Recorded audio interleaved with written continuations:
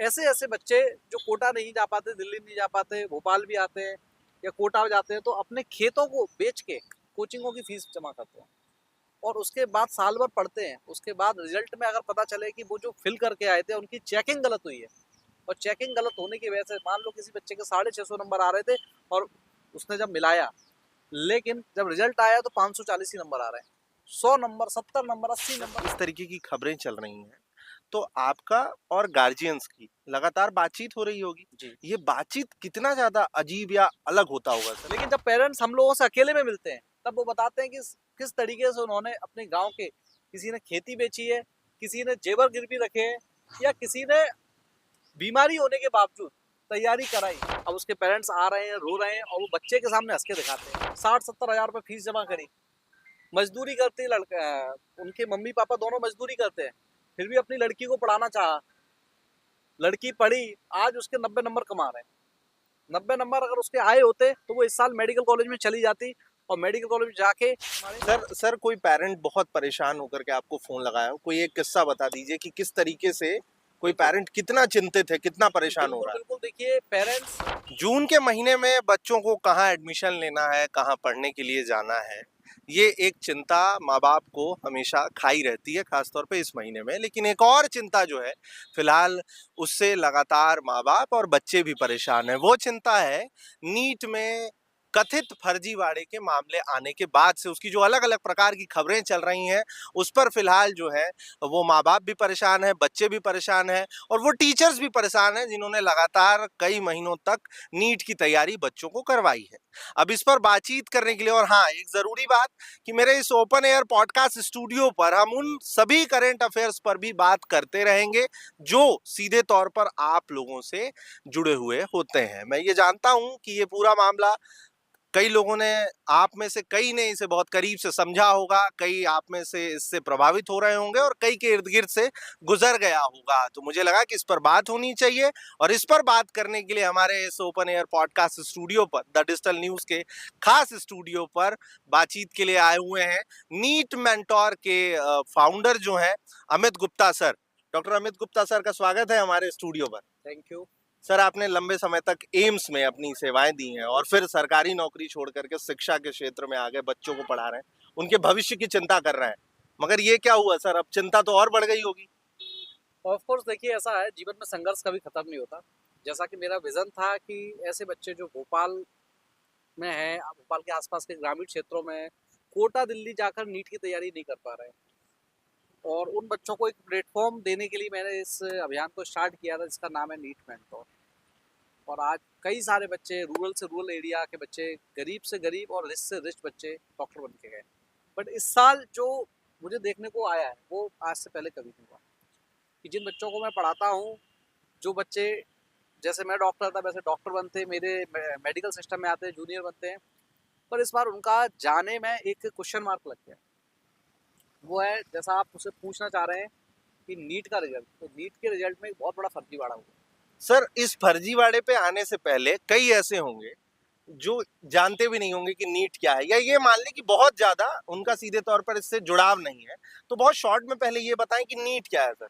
NEET एक medical entrance exam है, जो कि आफ्टर ट्वेल्थ या ट्वेल्थ के साथ में बच्चे देते हैं, और उससे उनको मेडिकल कॉलेज में एडमिशन मिलता है। हमारे इंडिया के जो गवर्नमेंट मेडिकल कॉलेज और प्राइवेट मेडिकल कॉलेज में एमबीबीएस की सीट होती है, उसमें एडमिशन के लिए एग्जाम होता है। साथ में हमारे आयुष कोर्स होते हैं, आयुर्वेदिक डॉक्टर, होम्योपैथिक डॉक्टर और डेंटल डॉक्टर, इन सभी में भी नीट के एग्जाम के थ्रू ही एडमिशन मिलता है।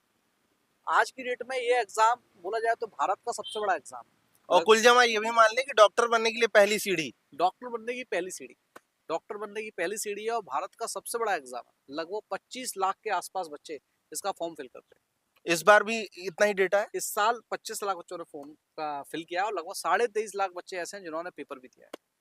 अब इस पर आ जाते हैं सर कि अगर 25 लाख बच्चों की बात आप कर रहे हैं, तो अगर इनके परिवार को मिलाएं तो ये करोड़ों में जा रहा है, फिर आप लोग भी हैं। तो बिल्कुल। सर ये पूरा मामला क्या है, अब इस पे आते हैं। देखिए, हर परिवार में 4 सदस्य होते हैं, तो 25 लाख बच्चे हैं, तो कुल मिला के ऑफ कोर्स 1 करोड़ लोग इस चीज के बारे में आज डिस्कशन कर रहे हैं, या कहीं ना कहीं इससे जूझ रहे हैं, और उनको अपने अपने बच्चों के भविष्य की चिंता है कि आखिरकार क्या उनके बच्चे को मेडिकल कॉलेज में एडमिशन मिलेगा। क्या उनके बच्चे ने साल भर जो तैयारी करी उसका रिजल्ट अब ठीक से आ पाएगा, या उनके साथ भी कुछ भ्रष्टाचार या कुछ फर्जीवाड़ा हुआ है। ऐसे ऐसे बच्चे जो कोटा नहीं जा पाते, दिल्ली नहीं जा पाते, भोपाल भी आते हैं या कोटा जाते हैं, तो अपने खेतों को बेच के कोचिंगों की फीस जमा करते हैं और उसके बाद साल भर पढ़ते हैं। उसके बाद रिजल्ट में अगर पता चले कि वो जो फिल करके आए थे उनकी चेकिंग गलत हुई है, और चेकिंग गलत होने की वजह से मान लो किसी बच्चे के 650 नंबर आ रहे थे और उसने जब मिलाया, लेकिन जब रिजल्ट आया तो 540 ही नंबर आ रहे हैं। 100 नंबर, 70 नंबर, 80 नंबर, 40 नंबर, ना जाने कितने सारे बच्चों के साथ में ये मार्क्स कट कट के आए।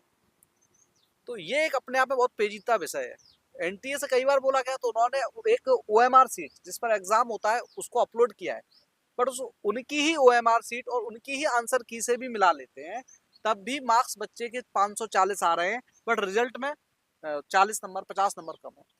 सर, इतने सारे आरोपों के बीच एक सबसे जरूरी बात कि जब इस तरीके की खबरें चल रही हैं तो आपका और गार्जियंस की लगातार बातचीत हो रही होगी। जी ये बातचीत कितना ज्यादा अजीब या अलग होता होगा सर नॉर्मल से? देखिए क्या होता है, मेडिकल एंट्रेंस में जनरली रिजल्ट का परसेंटेज एवरेज देखा जाए तो 5% 10% बच्चे ही ऐसे होते हैं जो इंडिया में सेलेक्ट होकर जा पाते हैं। तो कहीं ना कहीं 90% बच्चे ऐसे होते हैं जिनका सिलेक्शन नहीं होता। तो पेरेंट्स और गार्जियंस के मन में यही आता है कि शायद बच्चे को अच्छे से पढ़ाया नहीं गया हो, इसलिए उसका सिलेक्शन नहीं हुआ। या इस बार भी ऐसा ही हो रहा? कई पेरेंट्स इस बात को समझते भी हैं, लेकिन इस बार ऐसा हो रहा है कि पेरेंट्स को ये बात समझ में आ रही है कि वो लोग तो अच्छे से पढ़े, कोचिंग इंस्टीट्यूट्स ने भी अच्छे से पढ़ाया, बट उनकी ranks double double triple triple कम आ रही है। जहाँ 650 नंबर पे एक तरीके से देखा जाए तो भोपाल की टॉप रैंक में से एक रैंक हुआ करती थी 650 नंबर, उस बार उस रैंक पे ना जाने हजारों बच्चे हो गए। सर, माँ बाप अपना दर्द कैसे जाहिर कर रहे हैं? किस तरीके से आपसे बातचीत माँ हो रही बाप होगी कुछ? लगातार टीचर्स के कांटेक्ट में हैं, टीचर से बोल रहे हैं। आज जैसा कि हम लोगों से बोला गया, सर आप लोग नीट मेंटोर कोचिंग, आप नाम है आपकी कोचिंग का और नीट की प्रमुख कोचिंग है, आप लोग कोई दूसरे बच्चों को पढ़ाते भी नहीं है, तो आपको प्रमुखता से इस मुद्दे को उठाना चाहिए। इसलिए आज हमने एक प्रोटेस्ट स्टार्ट किया, अच्छा। जिसमें मैं, मेरे साथ के सारे टीचर्स और भोपाल में मेरी इंस्टीट्यूट और कई और कोचिंगों के बच्चे भी उस प्रोटेस्ट में शामिल हुए। लगभग 350-400 बच्चों ने आज पहले दिन इसमें पार्टिसिपेट किया, और हम लोगों ने भोपाल की ज्योति टॉकीज जो मेन चौराहा है वहां पर ये धरना दिया, सिर्फ इसलिए कि एनटीए को ये आवाज सुनाई दे कि आप कितना भ्रष्टाचार कर रहे हैं, और अगर इसके ऊपर जवाब भी नहीं दे रहे हैं। बच्चे चाहते हैं प्रोटेस्ट करना, बट बच्चों के पास प्लेटफॉर्म नहीं है। तो मुझे लगता है कि टीचर्स का रिस्पॉन्सिबिलिटी है कि उनको ये प्लेटफॉर्म प्रोवाइड करें। पेरेंट्स चाहते हैं बच्चों के लिए आवाज उठाना, लेकिन पेरेंट्स के पास एक ही बच्चा होता है और उनको पता है एक बच्चे की कोई सुनेगा नहीं। तो इसलिए टीचर्स का एक मोरल ड्यूटी है कि इस प्रोटेस्ट में सपोर्ट करें हमारे। सर, कोई पेरेंट बहुत परेशान होकर के आपको फोन लगाया हो, कोई एक किस्सा बता दीजिए कि किस तरीके से कोई पेरेंट कितना चिंतित है, कितना परेशान हो बिल्कुल रहा है? बिल्कुल, देखिए पेरेंट्स बच्चों से ज्यादा चिंतित होते हैं, लेकिन पेरेंट्स बोलते नहीं है बहुत ज्यादा, क्योंकि उन्हें लगता है कि उनका जो बच्चा है कहीं वो ये टेंशन में ना ले या बच्चा कुछ गलत ना कर ले। बिल्कुल इसलिए बिल्कुल। पेरेंट्स बच्चों को नॉर्मल होके दिखाते हैं कि बेटा कोई बात नहीं, तेरा नहीं होगा तो हम फिर से कुछ अरेंजमेंट करेंगे, तुझे पढ़ाएंगे, तुझे डॉक्टर बना के रहेंगे। लेकिन जब पेरेंट्स हम लोगों से अकेले में मिलते हैं तब वो बताते हैं कि किस तरीके से उन्होंने अपने गांव के, किसी ने खेती बेची है, किसी ने जेवर गिरवी रखे हैं, या किसी ने बीमारी होने के बावजूद तैयारी कराई। अपने सुखों को छोड़ के पेरेंट्स बच्चों को तैयारी करा रहे हैं। किसी की कोई बातचीत याद आ रही हो सर? बिल्कुल, मैं नाम नहीं बता सकता जी, स्टूडेंट का, बट बगैर नाम लिए आप बस वो बगैर नाम बातचीत लिए बताएं। बातचीत यही है कि मैं ऐसे पेरेंट्स को जानता हूं जिन्होंने अपने लोन लेके, भोपाल में लोकल भाषा में समूह बोला जाता है, समूह लेके 60-70 हजार रुपए फीस जमा करी, मजदूरी करती लड़का, उनके मम्मी पापा दोनों मजदूरी करते हैं, फिर भी अपनी लड़की को पढ़ाना चाहा, लड़की पढ़ी, आज उसके 90 नंबर कमा रहे हैं।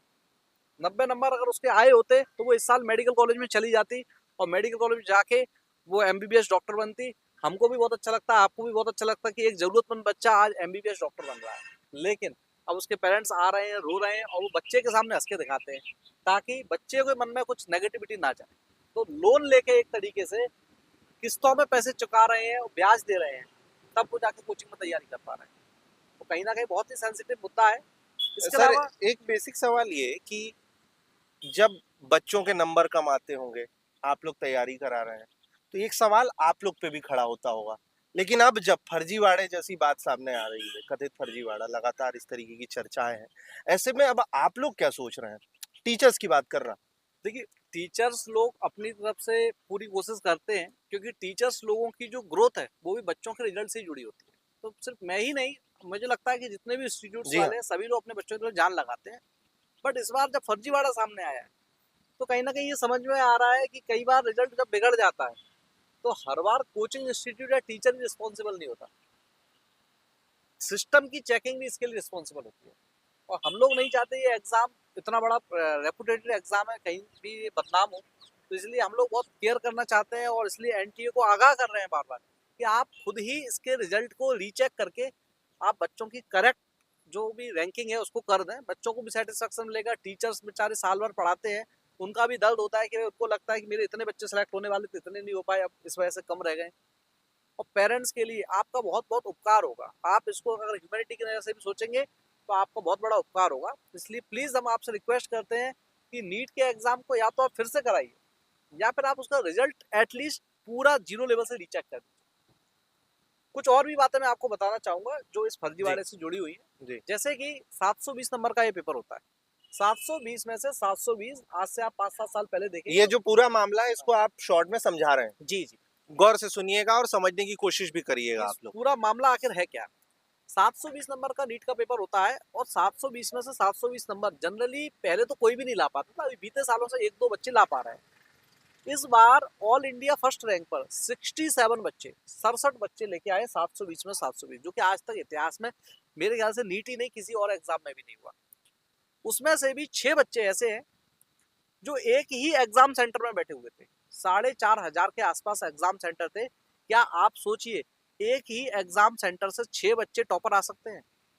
उन 6 बच्चों का जो एप्लीकेशन फॉर्म होता है वो भी सीक्वेंस से, लाइन से उनका फॉर्म, ऐसा प्रतीत होता है कि कोई एक व्यक्ति ने बैठ के 6 फॉर्म भरे हैं, उन 6 को एक ही सारा सेंटर मिल गया, जबकि ऐसा नहीं होता। हम एक साथ फॉर्म भरे तो जो एनटीए की नेचुरल एल्गोरिथम है वो सेंटर अलग अलग देती है, और उन सबको एक साथ फॉर्म फिल किया गया है, एक साथ उनको सेंटर मिला है, और सबके सब ऑल इंडिया में टॉप 720 आउट ऑफ 720 का स्कोर कर रहे हैं। ये एक बहुत बड़ा सवाल खड़ा करता है। दूसरी बात, इस बार कई सारे बच्चों को, लगभग 1600 बच्चों को ग्रेस मार्क्स दिए गए हैं। एनटीए ने ग्रेस मार्क्स की पहले से कोई जानकारी नहीं दी थी, और 13-14 साल से मैं नीट का पढ़ा रहा हूँ और मैंने खुद भी इसकी तैयारी की है। मैंने आज तक कभी ग्रेस सुना ही नहीं है कि कॉम्पिटिटिव एग्जाम में भी ग्रेस होता है, और ग्रेस का क्या आधार। तो इसकी कोई पूर्व सूचना नहीं दी गई थी, और बच्चों को टाइम लॉस के आधार पर ग्रेस दे दिया उन बच्चों को जिन्होंने कोर्ट में केस किया था। अब जिनको जानकारी थी, जिनके पास फाइनेंशियल स्ट्रांगनेस स्ट्रेंथ थी, लीगल एडवाइजर थे, उन्होंने तो केस कर दिया। बट देश का जो आम बच्चा है, क्या उसको पता है कि उसको केस कर सकता है, तो लॉयर को हायर कर सकता है, कोर्ट में कैसे रिट पिटीशन दायर कर सकता है। फिर आपने उनको ग्रेस मार्क्स क्यों नहीं दिए? मतलब ग्रेस मार्क्स की पहले कोई बात नहीं थी, आज तक कभी ऐसा हुआ नहीं। आपने अचानक से कुछ बच्चों को दे दिया, जिस वजह से उन बच्चों के 720, 715, 718 नंबर हो गए। और एक आम बच्चा जो देश का है, जो इन सब चीजों से अलग रहता है, क्योंकि हम लोग सब शरीफ लोग होते हैं, पुलिस में और कोर्ट में जाने का कभी काम होता बचते नहीं हैं, है, और हाँ, उस चीज का कोई बल्कि बचते हैं एक्सपीरियंस भी जाने से। बचते हैं। जी हाँ। तो वो आम बच्चा क्यों जाएगा? बोलता है अगर आप केस करने के उसको पता होता तो करता। तो इस वजह से बहुत सारे बच्चे पीछे हो गए। अच्छा अमित सर, एक और बात सामने आ रही है कि इलेक्शन के जिस दिन 2024 के यस यस लोकसभा यस, चुनाव के रिजल्ट्स आने थे, देखिए उसी दिन ये घोषित कर दिया बोलते गया हैं ना और बताया बाद में गया था। कि इस नीट के रिजल्ट में बू आ रही है, तो मतलब किस चीज की बू आ रही है? भ्रष्टाचार की बू आ रही है। उसका एक बहुत बड़ा एविडेंस है, 14 जून को नीट का रिजल्ट आने की टेंटेटिव डेट थी। हम लोग भी, पेरेंट्स वगैरह लोग, हम सब रिजल्ट कब आ रहा था हम फोन पे बताते रहते थे। बट 14 जून की जगह अचानक से 4 जून, आप भी इंडिया में रहते हैं, मैं भी इंडिया में रहता हूँ, हम लोग देखते हैं कि रिजल्ट जनरली डेट से 5 दिन बाद ही आता है। जी हाँ। हम बोलते हैं 14 को आना था बेटा, 2-4 दिन में आ रहा है, आ रहा है, आ रहा है। कि 10 दिन पहले इतने बड़े एग्जाम का रिजल्ट, वो भी अचानक से, विदाउट एनी प्रायर इंफॉर्मेशन, कैसे आ सकता है? और तो और, इसको कोइंसिडेंस बोले या समझदारी बोले, उस दिन हमारे देश के या दुनिया के सबसे बड़े लोकतंत्र के जो चुनाव थे उनका रिजल्ट आ रहा था। और रिजल्ट आएगा पूरे देश का, तो ऑफ कोर्स न्यूज चैनल्स जितने भी है वो कवर किसको करेंगे? बस राजनीतिक समाचारों को कवर करेंगे, तो जिससे कि ये न्यूज दब जाए। इसलिए मुझे लगता है कि 4 तारीख सोच के चुनी गई कि जिस दिन है ना इलेक्शन का रिजल्ट आ रहा है उस दिन हम रिजल्ट देंगे, ताकि ये ना सारे के सारे न्यूज चैनल्स पे ये सारी चीजें हाईलाइट ना हो पाए। तो ये बिल्कुल एक संदेह खड़ा करता है कि रिजल्ट पहले क्यों आया। अमित सर, इस गंभीर मामले पर आप आए, आपने द डिजिटल न्यूज़ को वक्त दिया और बहुत मुझे लगता है कि आपने जितनी भी बातें कही ना, वो जो अभी फिलहाल टकटकी लगाए इस पूरे गंभीर मुद्दे को इतनी देर तक सुनते रहे, वो भी तब जब रील्स और शॉर्ट्स का ज़माना आ गया है। तो ऐसे में इसके तो लिए सर आपकी आपका एंकरिंग है, जो आपकी एंकरिंग को लोग इतना पसंद करते हैं। सर ये सब आप लोगों का प्रेम है और सर बातचीत के लिए आपका बहुत शुक्रिया। चलिए, आपका भी बहुत-बहुत थैंक यू, और आपकी ऑडियंस जो मुझे सुन रही है उसको भी मैं थैंक यू बोलना चाहूँगा। और इस मामले पे हम लोग लगातार नज़र बनाए हुए हैं, और जब तक प्रोटेस्ट करते रहेंगे, जब तक कि एनटीए वाले इस चीज़ में अपनी गलती को एक्सेप्ट नहीं करते और री-नीट या रीचेकिंग का हमको स्ट्रॉन्ग एश्योरेंस नहीं देते। तो पॉडकास्ट पर जो कुछ भी बातचीत हुई, ऐसा मुझे लग रहा है कि आप लोगों को बहुत कुछ इससे सोचने समझने और विचार करने का मौका मिला होगा। ऐसे ही कई अलग अलग मामलों पर बातचीत करते रहेंगे और ये पूरा मामला किस और मोड़ लेगा, जिस और भी मोड़ लेगा, उससे जुड़ी हुई भी बातचीत, जानकारी और जानकारों को हम ऐसे ही स्टूडियो पर लेकर आते रहेंगे। फिलहाल आप सबका विवान और कैमरे के उस पार अंकित।